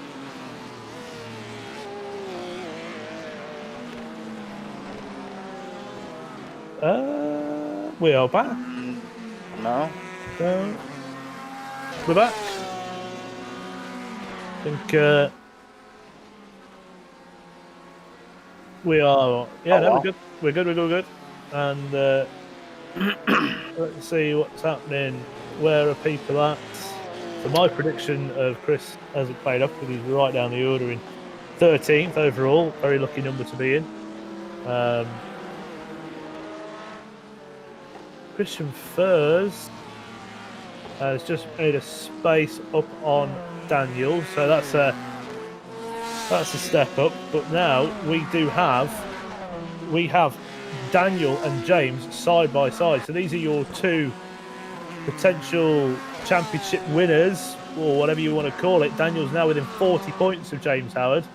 Currently on the outside, James has got the inside as they come down into a rather tricky section here. Last of the late breakers.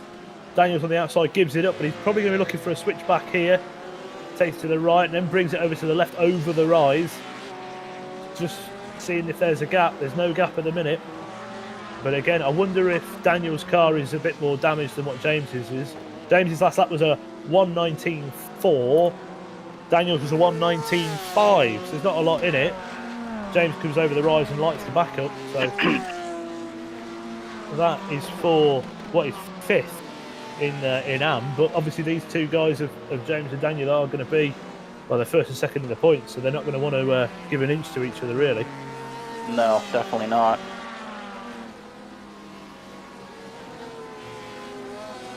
Now, and speaking of damage, I gotta think that Jersey Black probably suffered a little more damage than what we initially thought from that first incident, because he was running, low 118 pretty much the entire course of race 1. I don't think he's even touched the 18s thus far. So he's only been marginally quicker than Tom Mastakis here so far, who's still currently the race leader for the pro class. Yeah, well, Tom's got a fairly healthy leader, 4 seconds. I mean, there's still I'd say 2/3 of the race to go, and the last lap from Tom was a 19.602. Last lap from Jersey, 19.280. But I don't know whether they had some traffic or whatnot, but they are now in clear air, and Christian is on the back of Jersey Black. So that's yep. So Christian's going to be putting a lot of pressure on him here.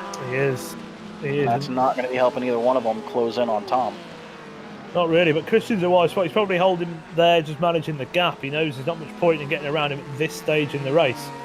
But if he can stay with Jersey and get themselves up through these couple of amateurs that are in front, you've got Eric Kaluga and Blake Scott, who are the 2 guys ahead. Going to be interesting to see. Tom went off. Oh dear. Well, there goes all the lead that he had. He's got about maybe a 1 second gap now between him and Jersey. I think Christian did have a little look to the inside going into that quite treacherous turn 2, but way too far back to see anything. As we see what happened here, we've got a replay of Tom. There he goes through turn 1.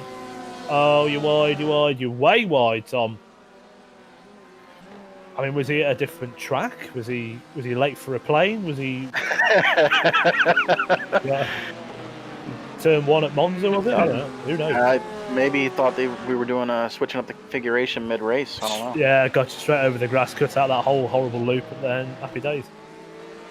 But the gap between Tom and Jersey is just a little over 1 second. Actually, 1.2 seconds between the two. They do have an AM separating them though in Blake Scott. But, Welcome to bottom gear, mate. Tom's got a very clean car, and let's not forget that. If he can keep it on the grey stuff, then Tom should be okay because he's straight line speed. And this is one thing I want to look at this lap. They're both in the draft. So Jersey's got the draft of Blake. Tom's got the draft of Eric up ahead in the Ford.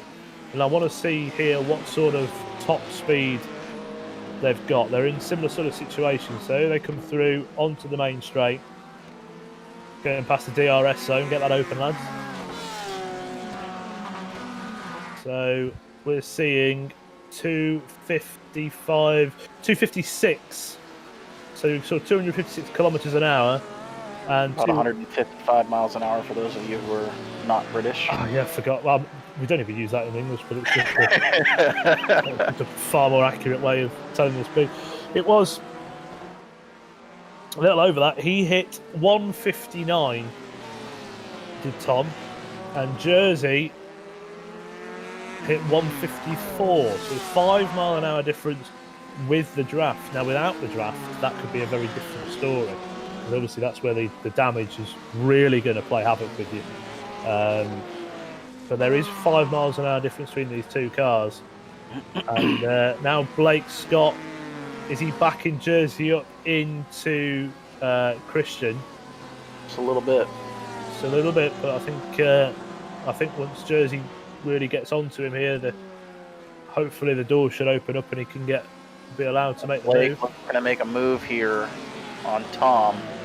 So He'll get the job done. Blake gets through. Now that opens the door for Jersey. They're going to be side by side here. Tom just lets him go. He puts a wheel off track. Get on the grey stuff, Tom. So now Tom going to go from first to third here, and now he's got his teammate right behind him. He's definitely going to be looking to get by as well because he's got a lot of spots up ahead that he can still gain. Well, yeah, I mean James is fourth in AMS, and he's got 2 or 3 pros here in front of him that he potentially's got pace on. Tom obviously lets James through. Not going to let Daniel through. Not going to let Daniel through though. So goes without saying. He's trying to help his teammates. So yeah, it's not frowned upon.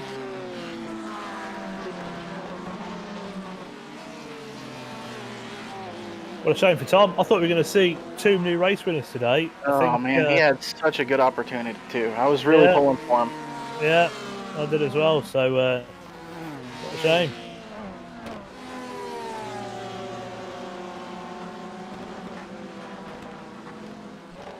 I am going to mention it though. There is one person that we haven't really spoke about, and he's actually running. He's running half a second quicker than both Jersey and Christian on the last lap. I know someone out there asked me not to mention his name, but I'm going to say it. Joe Jr. is sitting, 2 and a bit seconds behind these guys, and I think that is a clean car. So I don't think he's got a speck of damage on that car. And coming down the straight that time, he hit 159 miles an hour, which is the same pace that we saw out of Tom. But obviously he doesn't have any of that aero damage. So he's there now, looking at the back of Tom. And then he's got Jersey and Christian just up the road with a few AMs in between them. And he's on the back of it. So let's see what Joe can do. Yeah, he's definitely got some pace in hand over Jersey Glack. Last lap for Joe Jr., I believe, was a 19.2. Jersey Glack, last lap was a 19.6 as a 19.2 this time around. So Jersey picking up the pace a little bit, but Joe's definitely bang on pace. So, Tom way out wide on the exit of 1. Oh, goes for a Joe jump. Jr. gets a run on the outside of him. Looks like he's going to easily get that pass done. Tom does know that's a corner, right? I would hope he does. I think so. But Just checking. There's obviously something distracting him there. it is very tricky, I will say, with that little bit of, it's like a little bit of extra curb over there on the left, and if you hit that just wrong, it will shoot the car out wide. Maybe I don't want to speculate, but maybe that's what he's doing. I think that's what's happened because we saw it on the first instance where he hit that curve and he just fired the car right onto the grass. And when you're on the grass, you know, your inputs are, you know, 10% of what they should be. So, Yeah. you know, he's got to hang on to it at that point. But he's, you know, on first to fourth. And he's got Andrew Hewson 4 seconds behind him. His cars are back. There we go.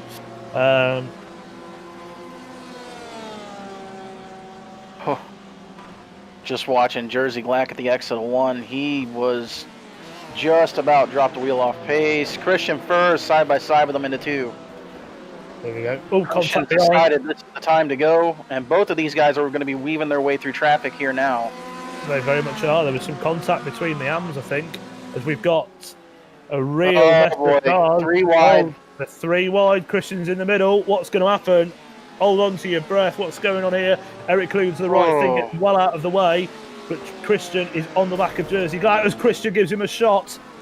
Oh, James gets to the back of Christian a little bit. Oh dear, now this is getting a bit spicy. Oh, there's another shot there in the back again. Well, And all of this, it's bringing Joe Jr. right into the picture for these guys. He is only about 6 or 7, maybe make it about 10 or 12 car lengths behind now, whereas he was, what, about 4 or 5 seconds back. So, but he's right on the back of the 5th place guy who's in amateurs of Daniel Tenorio. Got it. And, you know, again, it's this thing. You've got AMs battling AMs, you've got pros battling pros, but they're all mixed up together. So no one really wants to let that pro through because they've got their own battles to be dealing with. So it's really up to the pro to really get the move done, as we see that with Joe Jr. up the inside of Eric Kaluga now. He gets the move done, he's through. So Joe's picked one of them off, and he's just got Eric Kaluga now to get through. Sorry, he's got Daniel Tenorio to get through. Yep, and your pick for the race here in race 2 just disconnected. Disconnected, yeah, he's done. Christian Furr's on the outside of Jersey Glack's got the inside for the next corner, up and over the rise. Christian got his elbows out, he's on the outside of this one. Oh.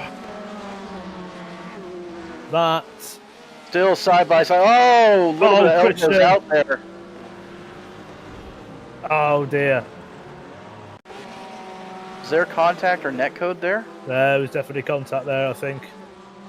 So Jersey doored him off of rear. Oh no, there was net code. That was absolutely. Yeah, that was about a 6-inch net code there. Oh, what a shame! These battles like this we're having are getting killed. That's a ridiculous amount of net code. I hate to see that because they were having such a great battle and they were running side by side through there, really in a part of the track where you really don't want to be side by side, and doing it really well actually. So hats off to both these guys. Really unfortunate. What a shame.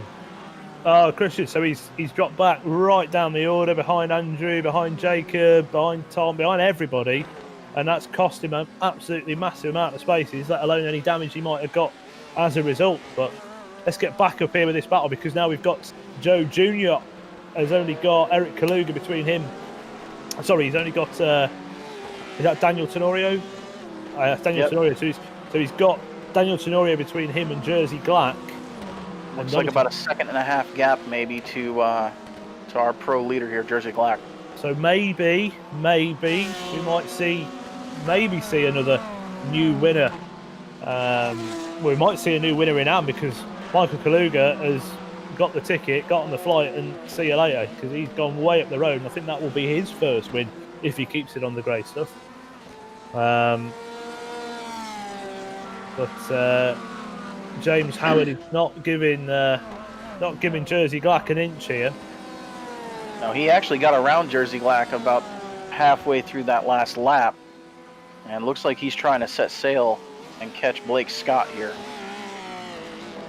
So I think that damage to Jersey's car is definitely affecting him here, the damage that he suffered early on. Well, we saw Daniel try for a little look there into turn 2 because he doesn't want to be held behind Jersey. He wants to get on the back of James Howard because every point that he can get, if he can get a move on James, is going to help his championship. Yep, and seeing the catch-22 that Jersey's stuck in right now, he doesn't want to let Daniel by because then that's going to put Joe Jr. right on the back of his car. He does not want to give this win away.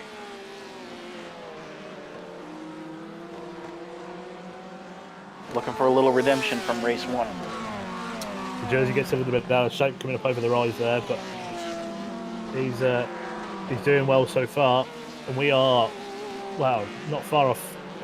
5 minutes left of this race, and still got plenty of racing left to go. Jersey's car looking all manner of second hand because of the contact in lap 1 happened at turn 2.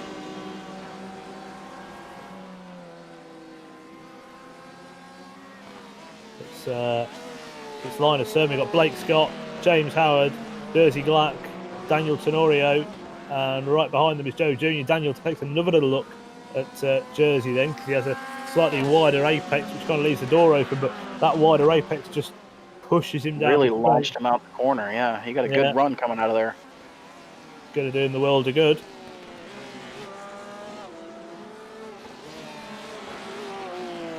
You know, Daniel's got to be getting frustrated sitting back there too, but there's not a whole lot that he can do. He just hasn't quite got that. Hasn't quite got the pace to to get around Jersey.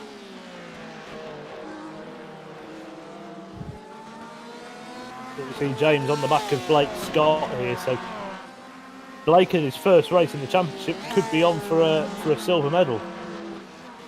He's 6 seconds behind Michael, unless something happens up ahead of him. I think Michael is. Yeah, he's got a tall order here to try and hold off James Howard, though. Very much, as you can see with the sort of lines that Blake's pulling, as James looks to the inside, not going to make it from there, mate.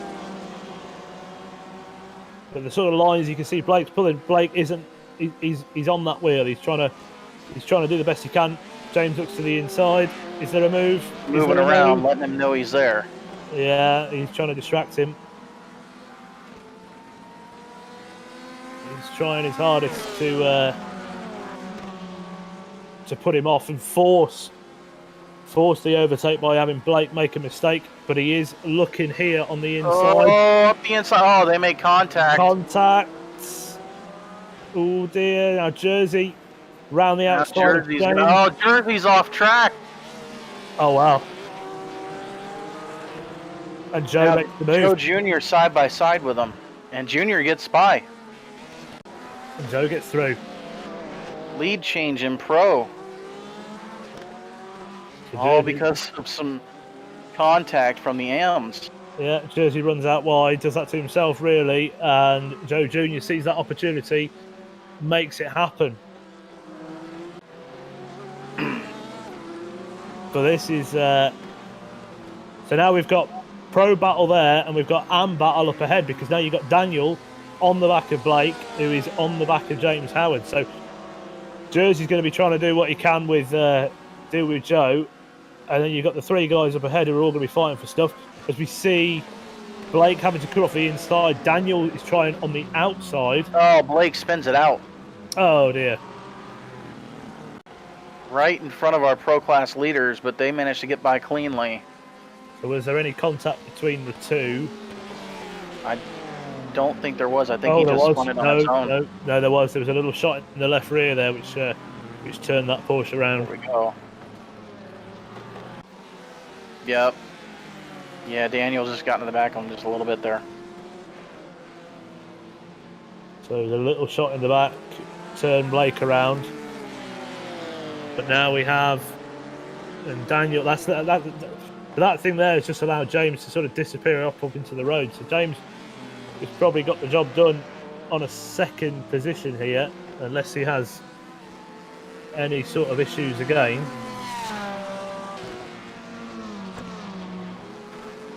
See what kind of lap times James is running compared to the leader here. A 19.1. Michael Kalaga at a 20.2. So he's got, how much time we got left? You've probably got about 2, maybe 3 laps of the push. He'll be close enough to put some pressure on him, but I don't know if he's going to have enough time to get there. Not without Michael making some mistakes. Well, what was the last lap from Michael? A 20.2. Yeah, so James had over a second in hand, so he's going to be. definitely... He's 5 seconds behind at the minute. It's probably maximum of 2 laps left, maximum of 3 laps left of the race. So he's going to be between sort of 2 and 3 seconds behind him. He's going to need a mistake. He's going to need some sort of help to make that thing happen, I think. You know, and another first that we haven't mentioned, but it's unfolding right before us, is this could potentially be the first time we've seen an AM get the overall win here. I think James got an overall win. I think he got an overall win somewhere. I think he came close, but I don't think he had one. Oh, Blake runs out wide. It's a really tricky corner, that is, because you have to set the car up and point it for a blind exit and pray that you hit the rumble strip and not the grass. Joe, yeah, so we are going to get, so the gap's down at 4.4. 4.2.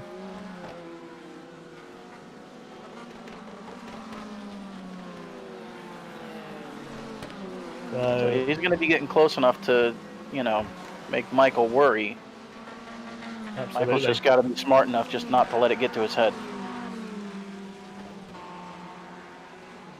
Oh, Blake's off in the back.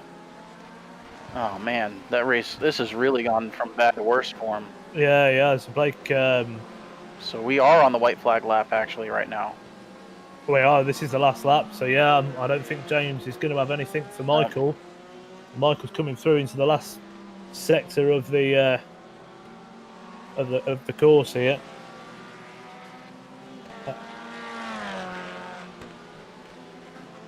And I don't think we're going to see any sort of moves here. So if we... Michael Kalaga comes across the line and he takes the overall win, actually, and first win in AM for him. So well done. Yeah, Michael Kalaga, new winner, and... Joe Jr. He got it done against Jersey Glack. You know, hats off to him.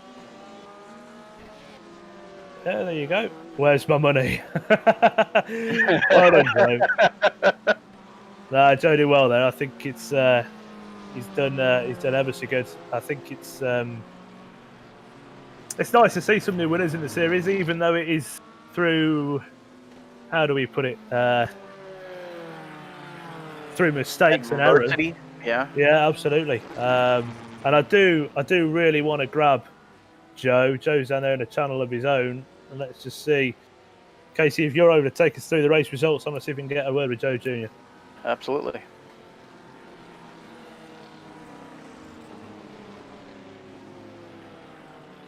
So Michael Kalaga, he is your overall winner and the AM class winner here tonight. James Howard, he recovered all the way to second. Daniel Tenorio brings it home in third, so your top 3 overall, all AM. Joe Jr., first win for him in the pro class. Jersey Glack finishes 5th. Andrew Hewson, that's your top 3 in pro, 6th overall. Eric Kalaga, 7th. Blake Scott, 8th. Jacob Schneider brings it home 9th. He recovered pretty well from race 1. Christian Furs brings it home in 10th.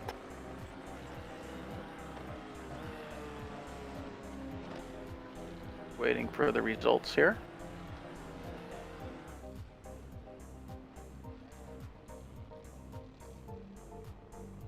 '11th. Oh, there we go. Okay. 11th, Tom Mustakis. 12th, Kyle Fredrickson. 13th, Mark Scott. 14th, Sam Lear. 15th, John Casey. 16th, Taylor Lane. 17th, Chris Long. 18th, William Paisley. And 19th, Stephen Martinez. yeah, Steven Martinez. And 20th was the commentator. Hello 23 there. laps down. You didn't do very good there, Harry. You I never gotta do. do better. I never do, You mate. gotta do better. I've got to join the session in the right way. So I think what we'll do is we're going to grab Joe Jr. and Michael Kalaga in together, and let's drag them in here now. So, gentlemen, you are with us. Can you all hear us okay? Yep, loud and clear. Yes, sir.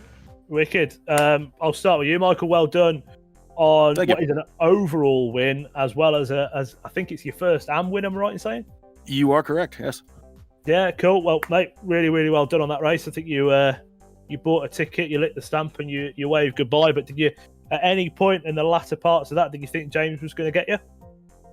I knew early on, just from team radio with a couple of team drivers, that at the beginning there was some stuff I'm looking forward to watching on the replay of the broadcast happening behind me. So, managed to get a gap there early on, and then saw somebody spinning off behind me, and gave me a couple of seconds, and was able to just kind of drive my race at that point. Somewhere around the 10 lap mark, the tire started to get a little greasy for a handful of laps, and so grabbing the wheel a little tighter at that point to ride out to the end. Yeah, mate, you did absolutely fantastically well. I think it was. I think it goes without saying that luck was sort of on your side with that race, because there obviously was things going on behind you that sort of played into your hands. There was battles happening between James Howard as well as Daniel Tenorio. Thank you. Yeah, and they were getting held up with the pros as well. So you had, unfortunately, Jersey Glatt and Christian Furs getting battled, but there was this bubble where there were 3 wide going into turn 3 at one point. So it really did kind of help you out. But no, mate, I'm not going to take away from you. You won outright as well. So fantastic work on that, dude. And thank you for supporting the series as well as your teammates. You've got, is it your brother that's down there? I think, is it? Yes, yeah. My brother is down there as well. Yeah, no, I absolutely agree. I know that was not a outright pace victory. I got a few gifts along the way, but I'll be happy to take them, especially after last week and missing the grid. Yeah. Thank you for reminding me of that. No, I mean, you did exactly what you had to do. Yeah, that way you did well. A win's a win. So congratulations on that, dude. It's an outright win as well. So thank you for you, and thank you for your team for supporting the series. And thanks for hosting, man. We appreciate it. It's a very well run series, and we've run a few. Oh, mate, wicked. Thank you ever so much for that. We try our hardest. Yeah, just forget about last week, because that was a complete shower of you know what. I think we could officially call it forgotten right now. There are things that hit the fan. Yeah. You're not wrong. But no, mate, well done. So Joe, winner in pro. So did you? I mean, you kept your car clean. Obviously, Jersey had some damage, and then ultimately put his car onto the grass, which played well into your hands. Did you manage to get around all that stuff at the start pretty easily? Funnily enough, I didn't. I thought my race was going to be over. I had to take away from someone pretty majorly, and ended up having a small meeting with the wall. But luckily, it didn't seem that I got any damage. If I did, it wasn't much. But I was pretty far down the order. But it seemed like quite a few people had some bad luck, so I managed to climb up the order by just staying clean. Yeah, and that is it. If you keep your nose clean, race your race, and then things happen around you, it can sometimes work that way. So one thing I've got to ask you, I think you started the series in the Ferrari and then moved on to the Corvette. Are you wishing that you made that move initially? Yeah, for sure. Race 1 at Daytona, I didn't get to do much practice, and I just couldn't get the car to brake properly. I don't know what. Maybe I was doing something wrong, but I jumped into the Corvette and immediately felt a lot better. Got some help from my teammates. Immediately felt a lot better. So I still haven't been able to get enough practice per round each time. I usually take quite a bit of laps to get up to speed. Haven't been able to do that. Just busy. But I've really been enjoying the racing, and you guys have been putting on a really great series. So I'm enjoying it every Wednesday night. Cheers, Joe. Thank you, mate. I think you've got a fan out there that was wishing that I wouldn't mention your name, because Casey. Well, in fact, in race 1, I think we said 3 names. God, no. Yeah, every time I mention somebody's name, something's wrong. So yeah, there was 3 drivers in that first race. There's no two ways about it. You really upset them, and I hope you face the wrath of it now. Well, I'm sure I will. I'm sure I'll be hearing from all of them probably at some point. So, Yeah. but no, Joe, definitely congrats, man. I'm really happy to see you get the win here tonight, and you've been running well pretty much everywhere we've been. Solidly up in the top 5. So, definitely, man, congrats. It's great to see Thanks, you man. finally Thank you very get much. some luck to go your way. Yeah, and thanks again to you guys putting on a great series. I haven't been driving iRacing for maybe 2 years now, and it just came back, so this is really great for me. Oh, wicked, man. Well, thank you for taking part of it, as well as you, Michael, and all the work that you guys put in. If you do some testing, you do some laps behind it and everything. It's much appreciated to have the drivers that we have and the support that we have. So thank you very much for taking part. We've had 4 in total across the two classes, 4 new winners today. So it hasn't just been the Jersey Glack and the Jeff Applegreens that have been sort of running away with it. You guys have had the chance to sort of get in the limelight. So really, really well done. Thank you for supporting the series. Rob, I think it's time that you do your little thing and all wrap it up.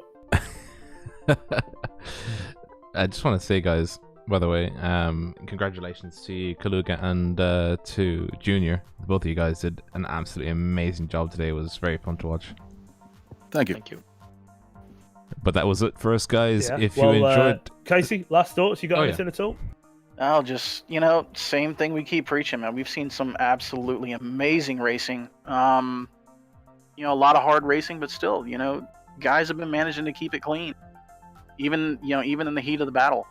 We did see some net codes, some stuff like that, but for the most part, I'm still blown away. It's been some incredible racing in some really difficult technical parts of the track. So, yeah, it goes without saying that I think I think the racing that we've got on the whole, yeah, all right, things are always going to go wrong with racing. Things are always never going to go as smoothly as some people hope, but on the whole, the racing that we see week in, week out is absolutely fantastic. And a lot of guys who naturally wouldn't ever get a chance to race together are out there and they're really doing some good stuff. You've got guys with I rating of, 2.5, 3,500 racing against guys with a lower I rating. And those guys are holding their own and doing really well. They're not being intimidated or anything like that. They're just doing their stuff and racing their race. And it's great to see some new guys having some wins today and getting the chance to come and have a chat with us. So, I think everyone who takes part in the season,